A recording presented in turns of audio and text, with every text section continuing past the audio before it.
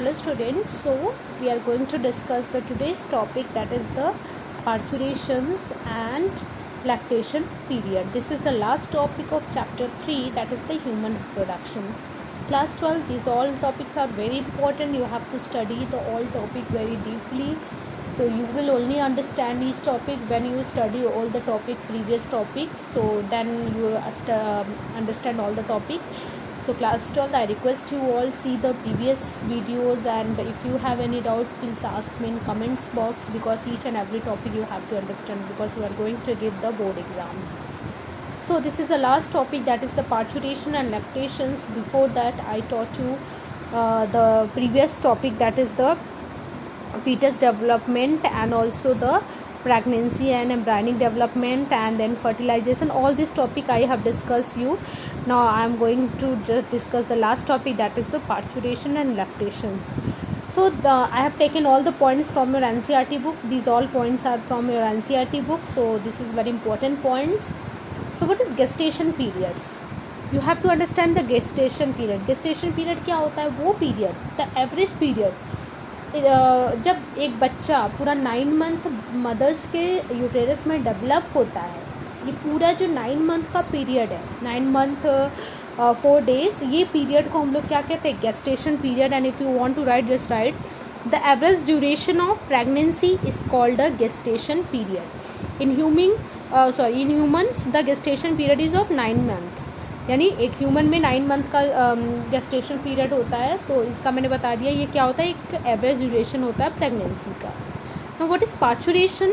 Parturition का मतलब होता है कि जब बच्चा पूरी तरह से 9 मंथ में डेवलप हो जाता है, तो यूटेरस की दीवारों में क्या होता है, कॉन्ट्रैक्शन होता है, जिससे कि बच्चा जो है चाइल्ड बर्थ होता है, बच्चा बाहर आता है. तो इस प्रोसेस को पार्चुरेशन बोलते हैं.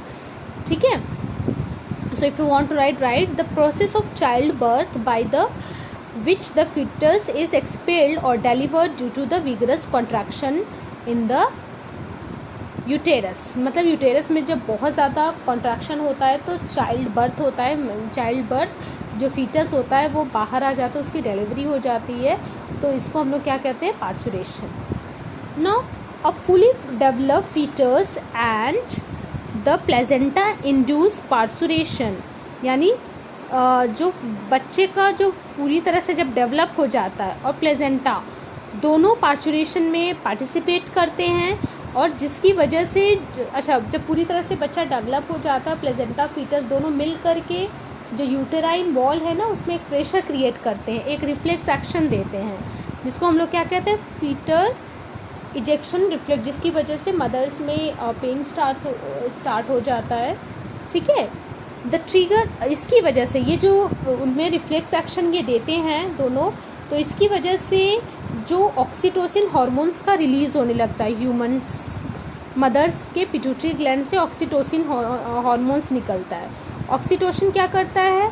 यूटेराइन कॉन्ट्रैक्शन को बढ़ा देता है, मतलब यूटेरिन में पेन को बढ़ा देता है, उसके कॉन्ट्रैक्शन को बढ़ा देता है, जिससे कि ज़्यादा ऑक्सीटोसिन प्रोड्यूस होने लगता है. और ऑक्सीटोसिन के प्रोड्यूस होने की वजह से ही जो यूटेराइन वॉल है उसमें कॉन्ट्रैक्शन बढ़ने लगता है, और जिससे कि बच्चे का बर्थ हो जाता है. ओके. थ्रू द, और किससे होता है? यूटेरस. उसके बाद जो बर्थ कैनाल है बच्चे का, जो मैं बताया था सर्विक्स है, उससे बच्चे का बर्थ हो जाता है. जैसे ही बच्चे का डिलीवर होता है, ठीक है, बच्चे के साथ प्लेजेंटा का भी डिलीवर, मतलब जिस प्लेजेंटा से उसको फीटस को न्यूट्रिएंट्स मिलता था, वो भी साथ में बाहर निकल आता है. बाद में उसको अलग कर दिया जाता है बच्चे से. उसके बाद है, नेक्स्ट है आपका lactation. What is the lactation? The production of milk by the mammary glands. जैसे बच्चे का बर्थ होता है, बच्चे मदर्स के ममरी ग्लैंड से बच्चे के लिए मिल्क का प्रोडक्शन होने लगता है. इसको हम लोग क्या कहते हैं? लैक्टेशन पीरियड बोलते हैं, इसको लैक्टेशन बोलते हैं. और व्हाट इज़ कोलेस्ट्रॉम? जब मदर्स के मिल्क में ममरी ग्लैंड से जो पहला मिल्क निकलता है, वो 1 से 2 दिन तक जो मिल्क होता है, that is very important for child, because it content so many antibodies. और वो बच्चे के लिए एंटीबॉडीज़ उसमें बहुत सारे होते हैं, जिससे कि बच्चे की इम्यूनिटी बढ़ाता है, उसको बीमारियों से बचाता है. So that milk we call colostrum. उस मिल्क को हम लोग क्या बोलते हैं? कोलेस्ट्रॉम.